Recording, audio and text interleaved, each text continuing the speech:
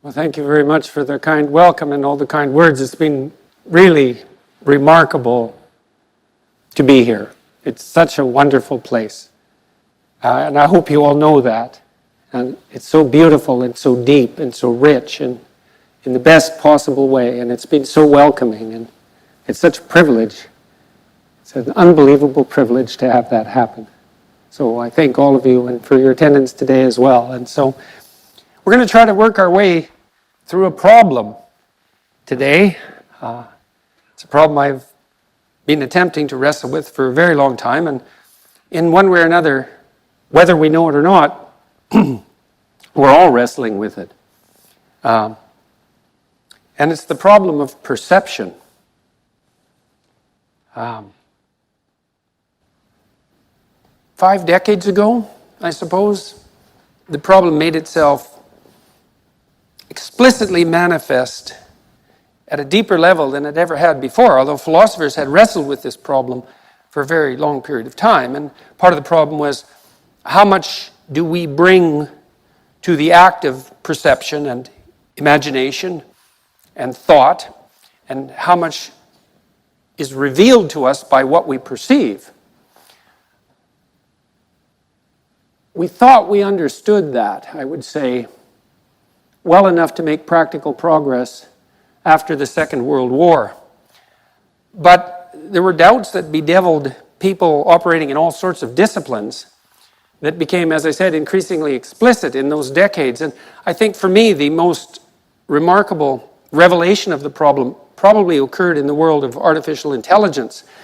I learned about this when I was studying models of cognitive processes that were initially generated by Russian investigators like Sokolov and Vinogradova, who were very well-known names in the Russian neuropsychological literature, which is a very academically impressive literature. They were students of Luria. I think both Vinogradova and Sokolov were students of Luria, who was perhaps the greatest neuropsychologist of the mid part of the 20th century. They were convinced to some degree that we built internal models of the world and then compared what was going on in the world to those models. Sokolov discovered a phenomenon called the orienting reflex, which was an electrophysiological response to error detection, or a response to novelty. That's another way of thinking about it. And he should have won a Nobel Prize for that, because discovering the instinctual basis of the response to novelty, that's no small thing. There's a lot of novelty in the world. And Sokolov really mapped that, in some sense, mapped that onto the body and onto the nervous system in a way that superseded what philosophers had done before that, because it made it much more concrete and tied it down to the underlying neural architecture. And so, for example, if you're walking down the road and there's a loud noise behind you, and the noise is of indeterminate meaning, so perhaps a car has jumped a curb, that's a possibility. You'll go like that and stop and turn and orient towards the place in the space-time continuum where your stereo vision has localized the noise. And you do that really without thinking. I would say it's an act that occurs outside the domain of free will. And the reason you do that is because you might die if something unexpected happens, right? Something that's outside your framework of expectation. Now, you know your framework of expectation. You're an ignorant creature. You don't know everything. You don't even know that much. And your representation of the world is actually rather shallow and low resolution. It's good enough to get you where you want to go most of the time. But sometimes it isn't, and sometimes it's error-ridden enough, given the circumstances of time and place, that the error will kill you. And so you're equipped with instinctual mechanisms that orient you towards the source of the revelation of your ignorance. And that's something very interesting to contemplate, I would say, physiologically and neurophysiologically, but also philosophically, and I would also say to some degree theologically, right? That you have an instinct that orients you to the source of your ignorance. And you better have an instinct like that, because there may be a shortage of knowledge, but there's no shortage of ignorance. And that's, part of the problem of the relationship between the finite and the infinite, right? I mean, we're finite creatures We can't know everything. We can't even know as much as we need to know. And that means, in some sense, we have to be able to deal with the fact that we don't know enough. And one of what Sokolov outlined, at least in part, was the underlying neurophysiological mechanisms that made this orienting reflex possible. One way you can measure it, for example, is if you put a gadget, a galvanometer, on someone's finger, and you play them a sequence of tones. When you play them the first tone, they'll show quite a response, and then the second tone lesser, and after that lesser, until finally it'll flatline. And people thought about that as habituation, but the more sophisticated cognitive scientists regarded it as the building of an internal model of the stimulus in all its variety of parameters. Interesting word, stimulus. We'll return to that. And then if you play someone a different tone after habituating them to that sequence, the electrophysiological response will reinstantiate itself. Or even if you alter the spacing between the tones, the same thing will happen. And that's all part of this response to novelty and then the mapping of novel territory. This is unbelievably important, this discovery, because you don't learn anything except by encountering it as novelty first. So it's fundamentally the initial processes of everything you do to learn everything there is to learn everywhere all the time. And so, like I said, he should have won a Nobel Prize, but people really didn't understand the fundamental significance of this discovery. And a very influential line of English, British neuropsychology emerged out of that, because a gentleman named Geoffrey Gray, who was the most outstanding student, I would say, of Hans Eysenck, who was the most cited psychologist, research psychologist in the world for pretty much the last half of the 20th century. Geoffrey Gray wrote an incredibly brilliant book called The Neuropsychology of Anxiety, where he integrated the work the Russians had done, which very few people knew about, apart from Gray, who read absolutely everything. The Neuropsychology of Anxiety, I think, cited 1,300 deep scientific papers, neurophysiological papers, animal behavioral papers, like hardcore psychology, because there is such a thing. And he actually read all those papers, and he actually understood them. And then he integrated that with Norbert Weiner's, who is one of the fathers of cybernetics and computer science. He integrated that with Norbert Weiner's cybernetic theory and with, well, a raft of animal experimental material, and laid out the neurological basis for the establishment of the orienting reflex and also for the establishment of memory itself. It's a tour de force, that book. Was written in 1982, and psychologists have really only begun to digest the material in that book. So I read it when I was, well, back in about 1982, very soon. That was 85, I guess. Very soon after it was published. It took me like 6 months to read it because, well, I had to learn animal physiology and neuropsychopharmacology and animal behavioral science and cybernetic theory, and just along the way to understand what he was talking about. You know, it's a profound work of philosophy, I would say, and it's probably a necessary work of modern philosophy because we're starting to understand the underlying physiological substructure of many of the processes that have been discussed in the philosophical realm for forever. And so, okay, so what does this have to do with this problem? Well, back to the AI researchers. So, stemming from Sokolov's work, at least in part, was the idea that there's the world out there, and it's made out of objects, and they're sort of self-evident, and what we do is we build an internal model of that world, and then we compute trajectories, we make maps, we compute trajectories, we lay out plans that constitute a manipulation of that internal representation, and then we act out the representation. And it's kind of an empirical idea, philosophically speaking, and the idea is that sense data is in some sense given to us, and from that sense data, that given self-evident sense data, we build these models, and then that's how we think, and that's how we operate in the world. And that's kind of folk psychology. Everybody thinks, well, that's right, that's how it is. It's no, it's not right at all. And that's why we don't have general purpose robots. Because what happened to the AI researchers was that they tried to build machines and built toy environments. So imagine you're trying to build a basic robot, at least initially.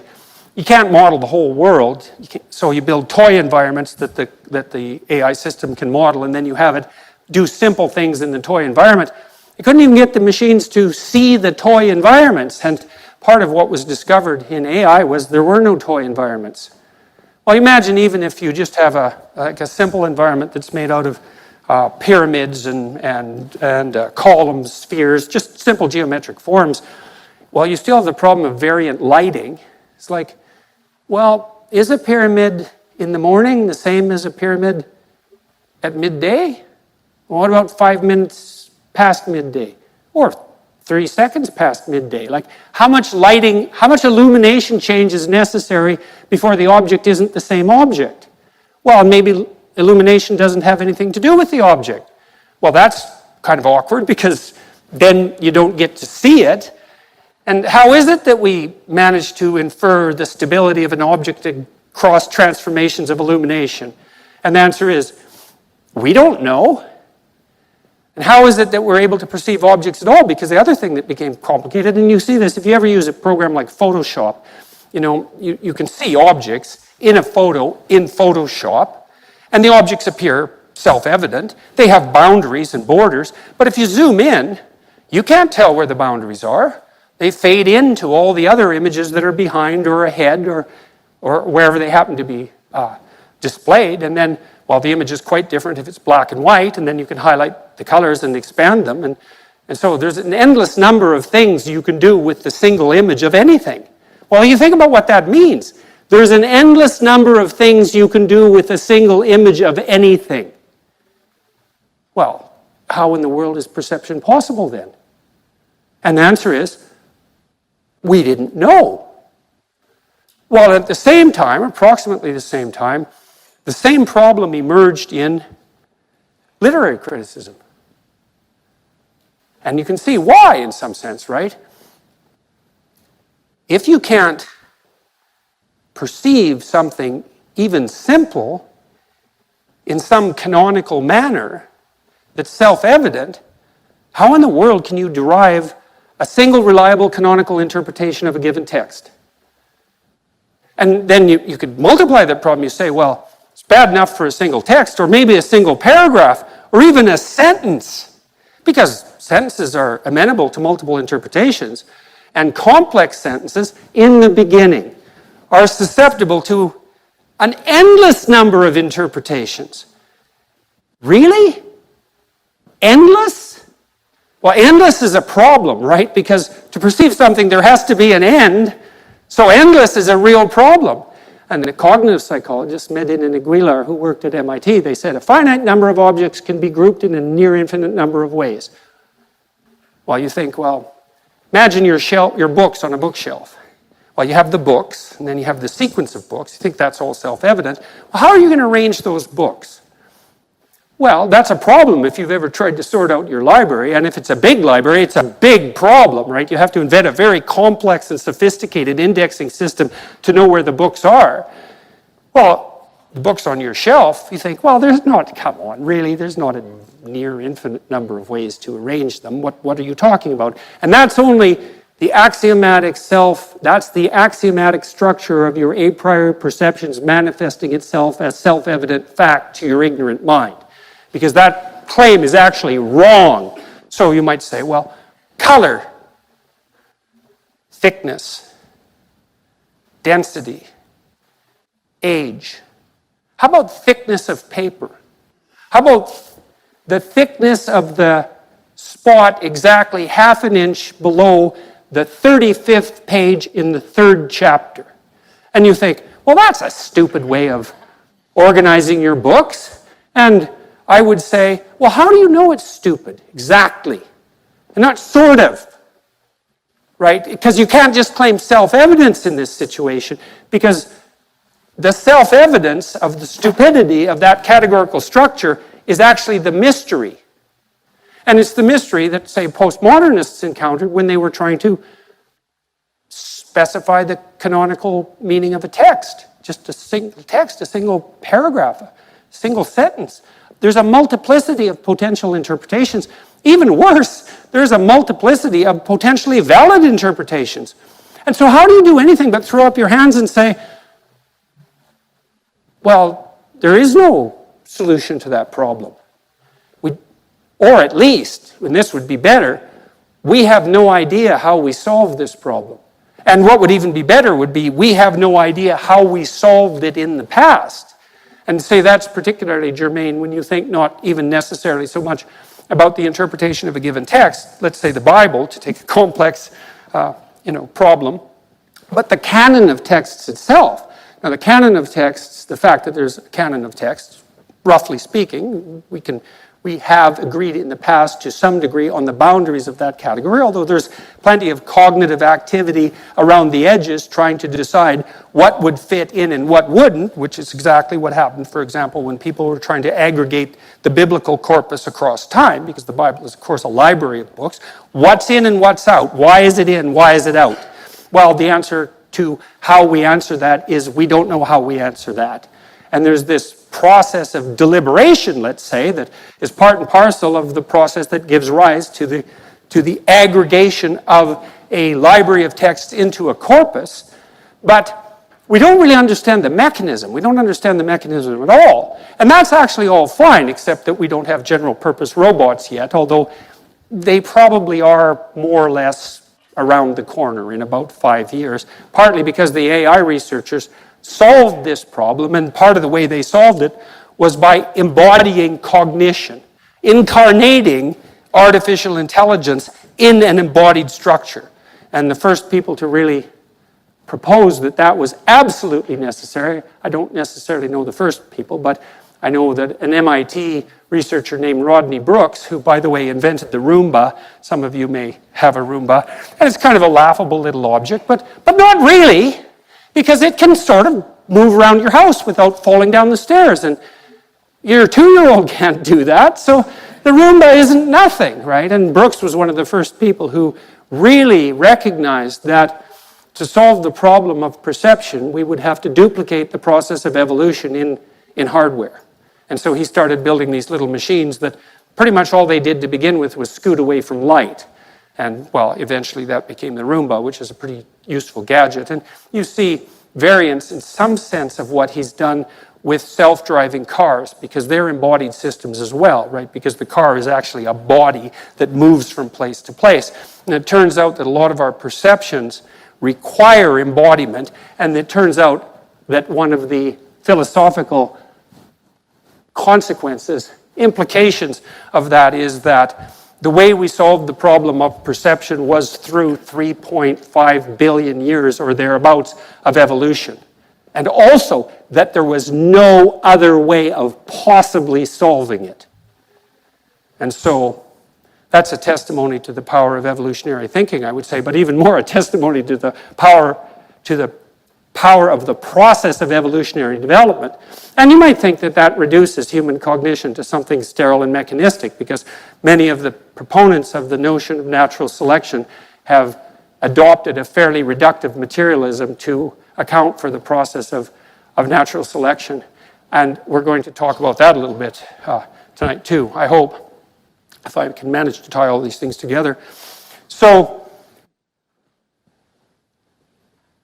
no perception without embodiment.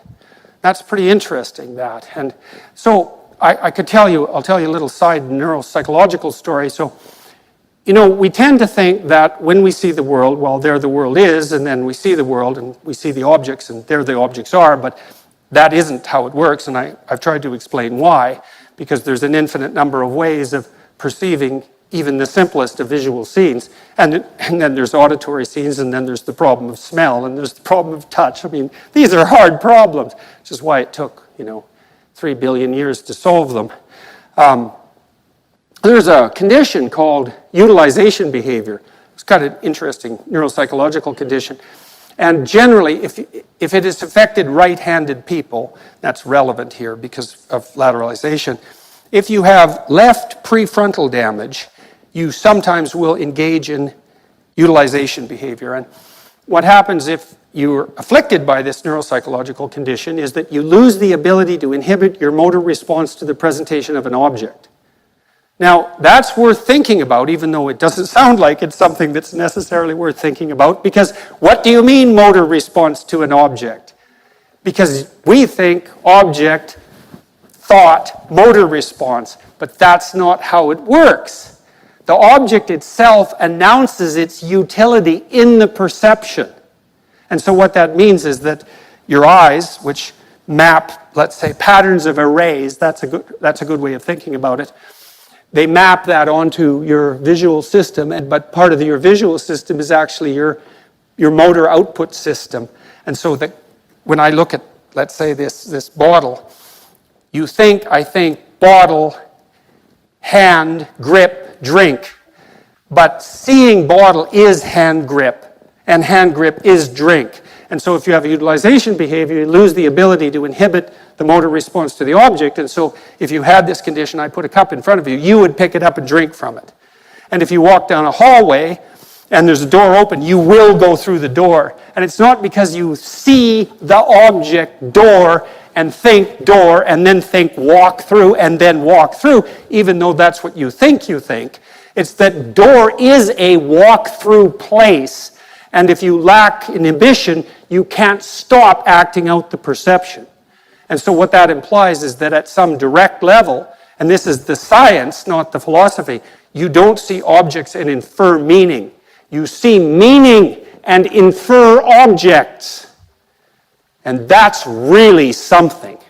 You can think about that for like 40 years, because it looks like it's true factually. And that's a strange thing too, right? It's a very strange claim to say that the facts support the notion that the primary object of perception is meaning, not objects. And I actually think that's an interpretation, though I won't go into that tonight, that's more in keeping with evolutionary logic than the idea that you perceive objects and infer meaning. And so the stripping away of meaning metaphysically from the world of apperception that's a consequence of scientism is actually predicated on something approximating bad science. And that's become increasingly evident, I would say, in the neurophysiology of perception. And that's an important field, given that the problem of perception is the problem that has bedeviled both the sciences and the humanities, and also engineering, for that matter, for the last 50 years. And it has not only done that, it's produced this riveting of culture that's occurred within the universities, partly because of the postmodernist claim. And so, fundamental postmodernist claims. Now, the first claim is that there's no canonical interpretation that's self-evident. It's like, okay, fair enough. That might be a claim emerging from literary departments, English literary departments, under the influence of French continental thought, let's say. I don't think you can take issue with that. I think it happens to be the case, because the notion that there is a multiplicity of potentially valid interpretations is true. What isn't true is the idea that we use power and domination to solve that problem primarily. And there's no excuse, philosophically, from leaping from a mystery that's utterly profound, which is the problem of perception, to the conclusion that some pathological, socially constructed process is therefore at the basis of the act of perception and categorization itself. I think it's unforgivable cognitively, and it's cynical beyond belief, and it's corrosive beyond our capacity to deal with it.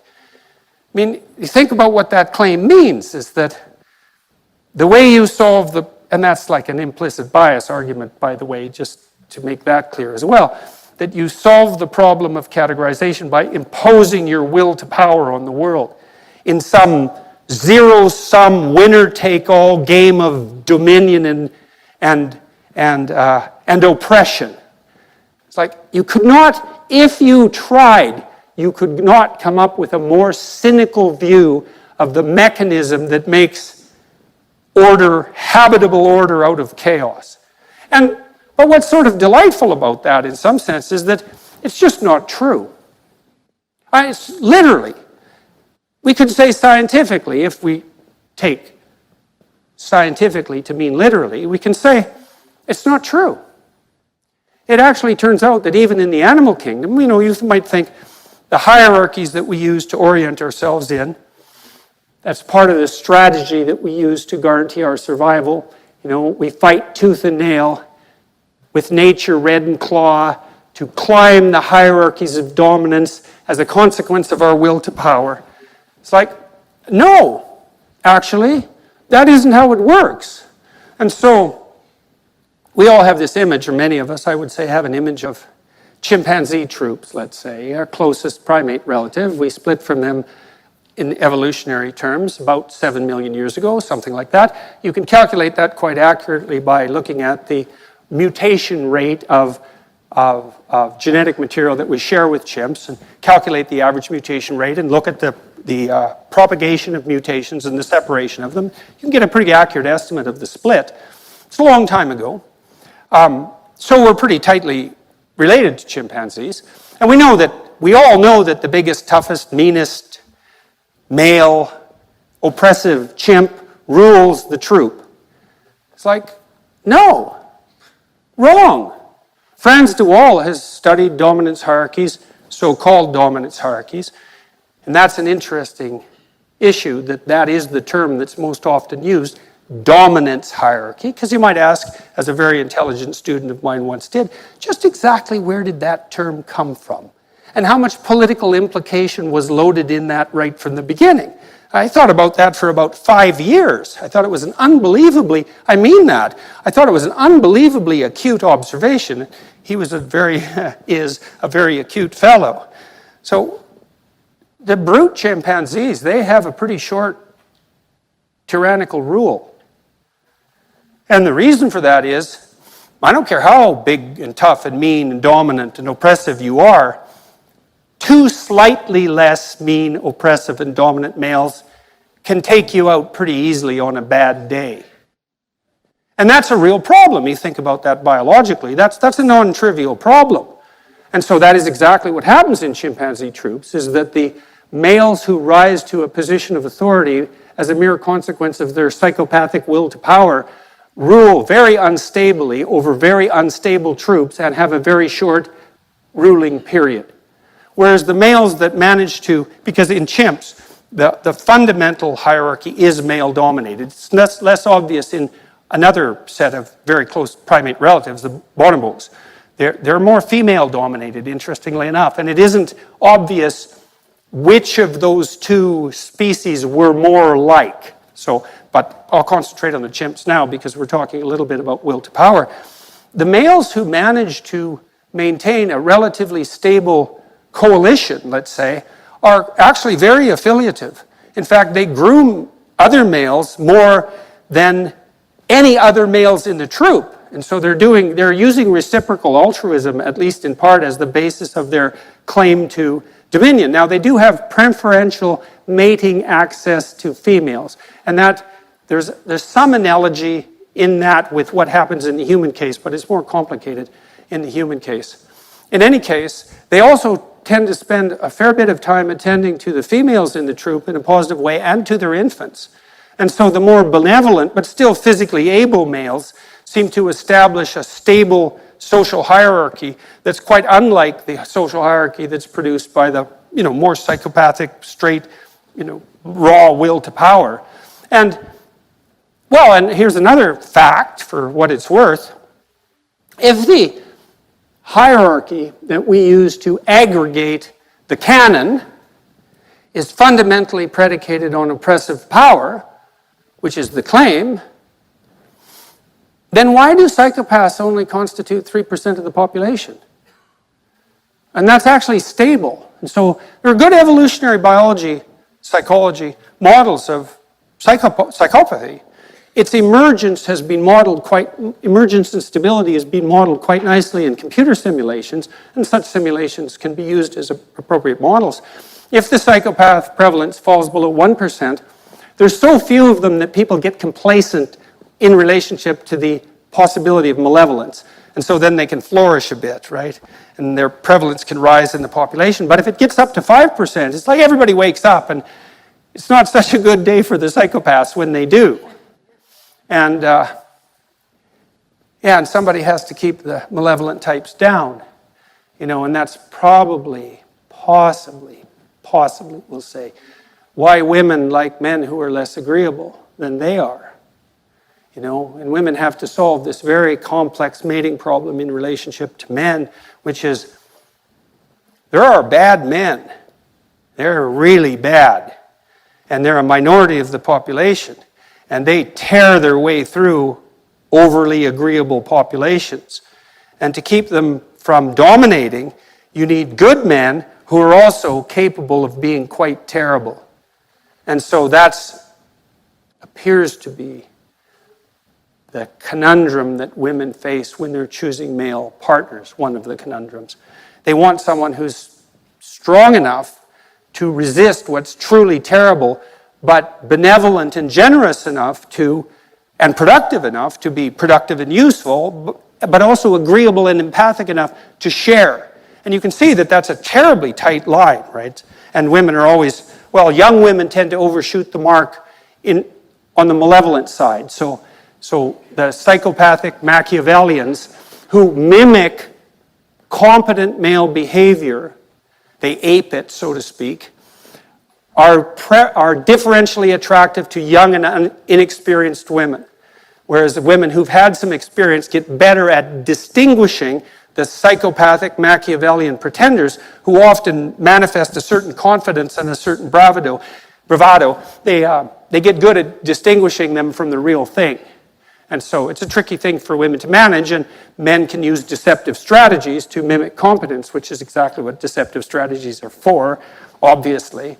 And that's also a pathway to short-term mating success under some circumstances, and it's viable enough to propagate itself in the population, but it's not a good medium to long-term strategy. And the question might be, what is a good medium to long-term strategy?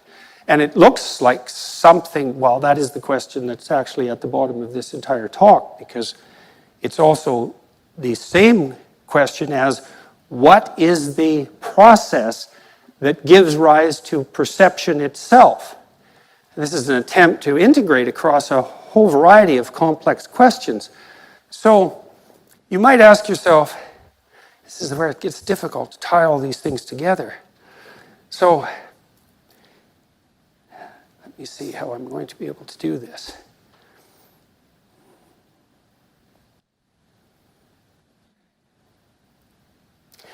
Yes, there's no evidence, as far as I can tell, that the proposition that the fundamental motivation for categorization itself is the expression of power. That seems wrong. It's not stable. So then the question is, what is exactly at the base of the process of perception and categorization? And so that would be really right at the basis of cognition itself, perhaps the essence of consciousness itself, and certainly the thing that acts at the interface between what is not yet known and what is going to be known, right? The active investigation that transforms what's unexpected and potentially dangerous into what's habitable, safe, competent, and secure.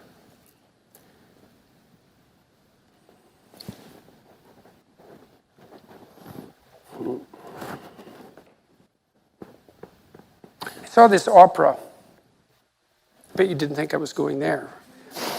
I saw this opera in New York City about 3 weeks ago.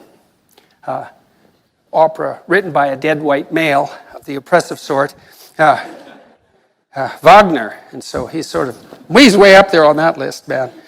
And it was the opera Die Meistersinger. And it was really interesting. The libretto was really interesting. It really dovetailed in a strange way with the sorts of things I happened to be writing about at that point. And I'll just run through it quickly, and hopefully that will help tie together these strands that I've laid all over the place now. So while music does that, right, it ties things together. And great art does that. It ties things together. And it's part of the process by which we make order out of chaos, right? Great art, not power. Great art. And you have to be so cynical that it beggars description and so envious of what's great to reflexively identify that with the will to power. I mean, really? That's what you think when you enter one of the great cathedrals or chapels that grace your campus? You think nothing but will to power erected that? Corrupt oppression? And if you do think that, what do you think of yourself then?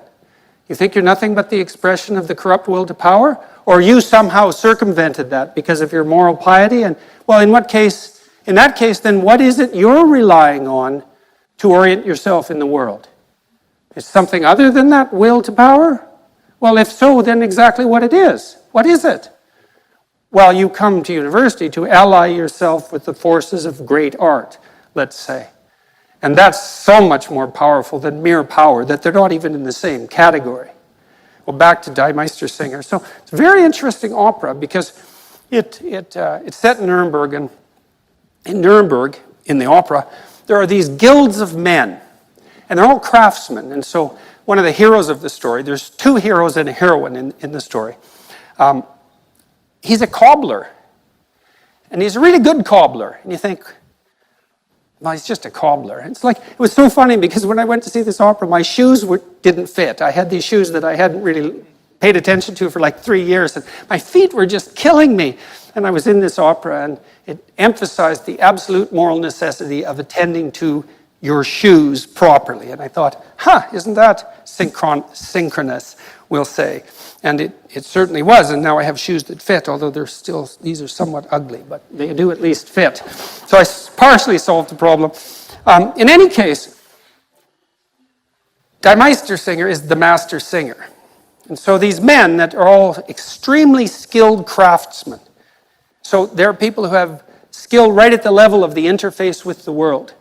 They get together in guilds of their own type, and then they also practice singing. And one of them, who's a skilled craftsman, because that's a prerequisite, is elected as a master singer. And so each of these guilds have master singers. And now and then they elect a new master singer, and all the master singers get together to elect a new master singer. I was thinking about this little trope I had already written down in the book I'm writing. While I was watching this, you see this if you watch American sports films, so there's a football team, and after overcoming great odds, the quarterback, who's probably, risen above his suffering in some manner, triumphantly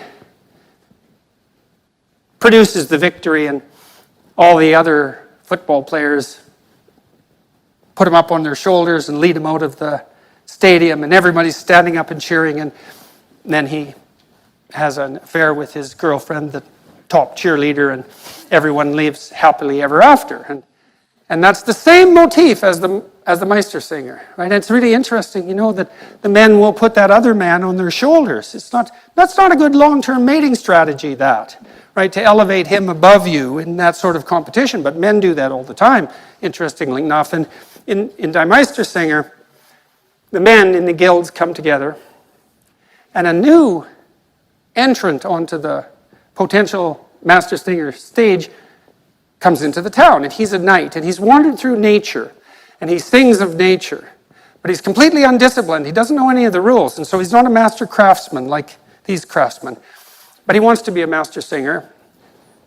Simultaneously, one of the other leaders of the guilds offers his entire fortune and the hand of his daughter to the new master singer. And you think, well, that's a pretty patriarchal trope, but it's actually handled extraordinarily brilliantly, I think, within the confines of the opera, because she is the heroine of the story, and although her father is offering her one of the masters, she has the right of choice.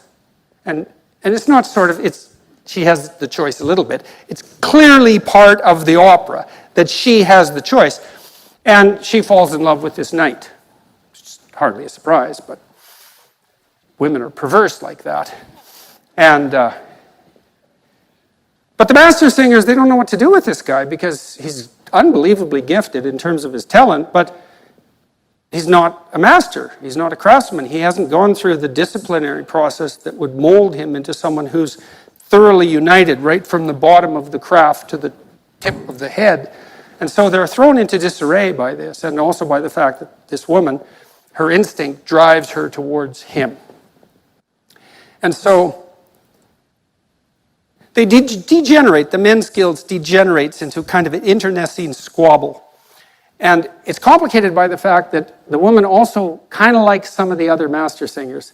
They're older, they're competent, and so they have a shot at her hand. And so they fall into disarray under the stress of this mating competition. We could say that biologically. And the cobbler, who's the paramount hero in the story, who the woman loves, but perhaps not as much as the knight. And he's old. He's like 55, so he's younger than me, but he's too old, you know. This is a young woman. And so he decides he's going to train this young knight. And that's pretty damn interesting, you know, because he thinks the moral thing to do here is to take myself out of the competition and to raise this untutored but extraordinarily talented young man to a position of primacy, to unite nature and culture simultaneously in his form, and to help him attain the status of master singer. And his name is Johann Sachs. And Johann is John. And he's John the Baptist. And I'm not just inventing that. It's not just my patriarchal, power-driven inference on the multiplicity of potential meanings in the text, because Wagner basically says that in the libretto, and a few times in case you don't catch it the first time. And so in some manner, this knight is Christ. And that's a strange thing. But you know, you can understand it, right? It's not like it doesn't make sense in some sense, because Christ is always presented as a superordinate ideal, and obviously this new master singer who unites the melody of nature and the discipline of culture is a master of his craft by divine grace because of his talent, but also now because Hans Sachs, that's Johann, that's John the Baptist, decides to train him. And so now he's a model of discipline and craft, and that's allied with natural talent. And that gives a whole new depth to his voice, because now that natural talent has been properly brought under a disciplined structure, which is a reflection of the guild structure of the entire Meistersinger contest. And suffice it to say that Sachs pulls himself out of the race and decides to sacrifice himself in some sense for this young man, and the woman chooses the knight, and the knight undergoes this disciplinary regimen, and then he sings in the contest, and all the master singers now can, what would you say, live comfortably with their conscience, and they elect him to the highest position, and then Sachs and the knight and the woman are celebrated. It's lovely, brilliant. And then, of course, it's set to this remarkable music, and you watch all these people who spent all these years disciplining themselves in some unbelievably difficult manner to play their instruments properly and to interact with each other harmoniously and to play while they're doing it so that it's not just rote, and to produce this magnificent stage in this ridiculous building, this ridiculously impressive building in this unbelievably impressive city, and all these people come there and devote their attention to watching this. Well, why? Why? Why indeed? Well, that master singer's spirit, that's what solves the problem of perception. It's not raw power, right? It's not a corrupt will. It's not a satanic force. It's exactly the opposite of that. And you know, we all know that. We all know that. Although we don't know, we know it.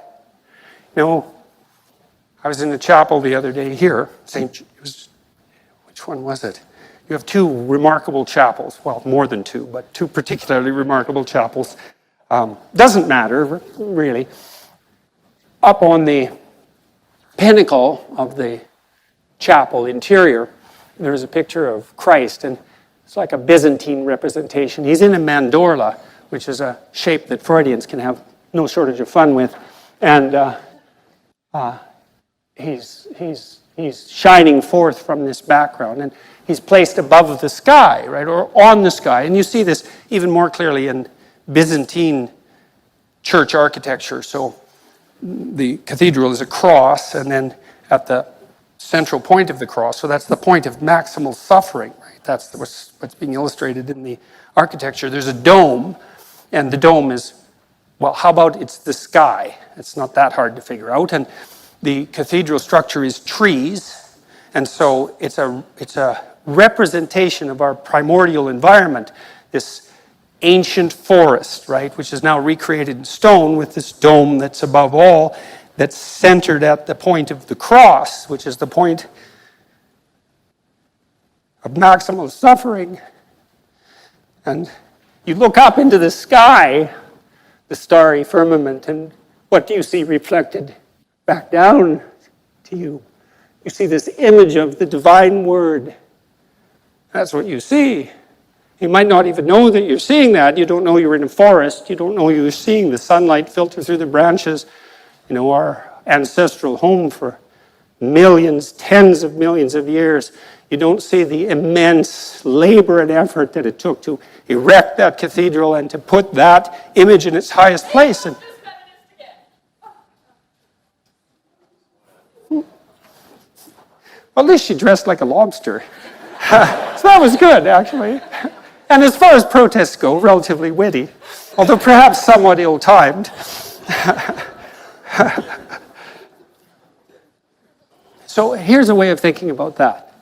So I've been discussing a series of images with my wife, and one of them is an image of Mary. And it was a Renaissance image that was painted by many, many people. And it's funny, I'm going to talk about the divine feminine after that interruption.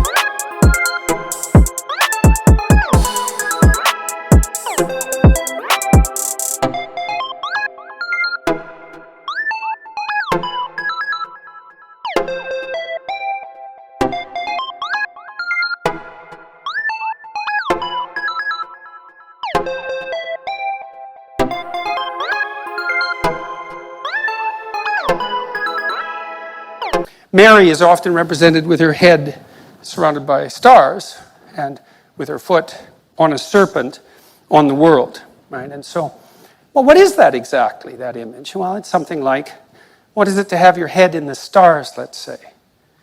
Well, you know, I bought this cottage up north in northern Canada, and it's very dark up there. And you can go onto the dock at night, and it's dark enough so you can see the Milky Way, you know, and it has to be pretty dark before you can see the Milky Way. And it's very impressive. And you know what that's like if you've been out to see the night sky, or maybe you feel the same way when you see the Grand Canyon or a remarkable waterfall or some particularly beautiful scene, or perhaps you feel that way in a cathedral, or more likely you feel that way when you're listening to music that really grips you, right? And it's all the same experience. It's an experience of awe, and it's way down low in your nervous system like the orienting reflex.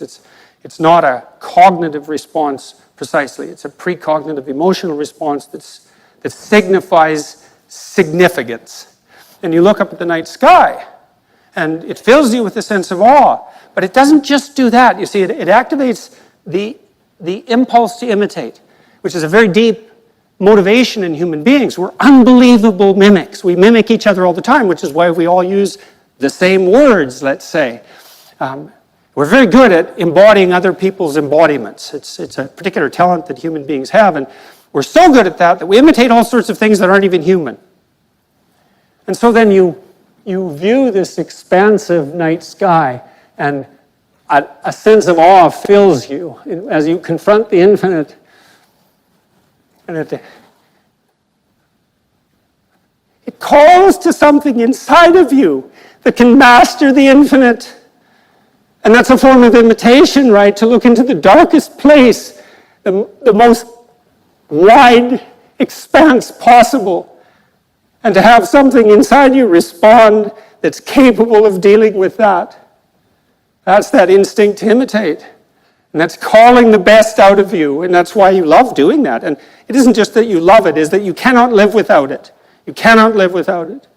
And I know so many of you, atheist or otherwise, you can't live without music. You think, well, why can you not live without music? And what is it calling to precisely? That remarkable interplay of harmonious patterns, because that's what music is and that's what the world is. It's not objects, it's the harmonious interplay of patterns, and music reflects that, and then you orient yourself in your embodied manner to those patterns and dance along with the world, and that revivifies you. And if you're particularly good at, well, maybe you'll also attract a mate, and you want a mate that doesn't attempt to dominate you sexually during the introductory dance, right? You want a mate who will play along with you and match your movements to theirs, so that you can see that there's a harmonious interplay between the two of you as you meet in play, soul to soul, if you can manage it. And everyone knows that. And that capacity that's called out in the dance is the same capacity that's called out by the night sky, and it's the same thing that's represented in those Byzantine churches. You look deep enough into infinity and you find your destiny. And that destiny is everything you could be. And we all know that, and this is what men and women search for in each other. If you're rejected by a woman, well, why is she rejecting you? Well, maybe her judgment is off, and that would be very, convenient for you. But she's rejecting you because you are not all that you could be, and maybe not even all that you need to be. And so that's a very painful rejection, and it causes all sorts of tension between men and women. But, women have a lot at stake in this game. And so they're looking for something, what? Powerful, dominating, brutal, terrible? No. Something perhaps capable of that. But even more important, capable of mastering it, right? And capable of singing despite that. We all know that's true, and the shame that men feel when they're rejected by women is precisely the shame that they feel at knowing deep in their heart that they have not lived up to what they are capable of being. And that harsh judgment that women lay on men, which, by the way, is part of our sexual evolution, because we were shaped by sexual selection, which, by the way, is the operation of consciousness on the structures of matter at the most basic possible level. Well, it's a terrible rejection, but it's a salutary rejection. And that process of differentiated choice has shaped us into what we are. That action of consciousness, wanting the best from a potential partner, and selecting, at least in part, on that basis. And men participate in that too, in the Meistersinger manner. Men aren't competing for dominance with each other constantly in a zero-sum game to achieve sexual dominance. There's an element of that, right? Because some things are a zero-sum game, but men are perfectly capable and more than willing, in fact, to aggregate themselves into skilled groups and to celebrate the elevation of the most skilled above all else. And so we see this cooperative venture between men and women over the longest run of possible time in producing some refinement of the human spirit in embodied form. And we want that from everyone. We require that from everyone. We're thrilled to the core of our soul when we encounter it in a conversation or in a course or in a work of art. It calls to us in that manner. We need to know this increasingly. We need to know all this consciously. We've acted it out. We've produced images to represent it. It tugs at our heartstrings. It manifests itself in our dreams and our works of art, our literary works. It's all lurking there in some sense, and it's not the satanic power of corrupt oppression, not fundamentally. That's a far weaker force than that which can overcome it. And everything around us would be nothing but hell if that's all there was. And everything around us is not only hell. For fragile and broken creatures, ignorant to the core, we don't do too badly. And people are capable of a nobility, especially under the duress of suffering, that's virtually miraculous when you encounter it. And it's so heartening to see that, and you've seen it in the people that you love when they're going through terrible trials. People become corrupt and embittered by their catastrophes, and it's no wonder. But certainly in the main, that's not the fundamental human response. The fundamental human response is keep calm and carry on, And good on you for that. And so, well, to sum up, let's say, we solve the power of perception with the divine word. That's how it is. And what does that mean? Well, it means truth. Every word a prayer, right? Every word a groping to find a firm foundation to stand on while you make your way through life. And every time you hear a conversation of that sort, or hear yourself participating in that prayerful process, orienting yourself to this highest uniting good, and using that to govern your utterance, it's balm for the soul. Yeah, it's love that guides that, and love is the desire to work for the betterment of all things. And that's the proper orienting response, we could say. And it's truth nested inside of that. And that's how it is. And that's how it should be. And that's how it may forever be.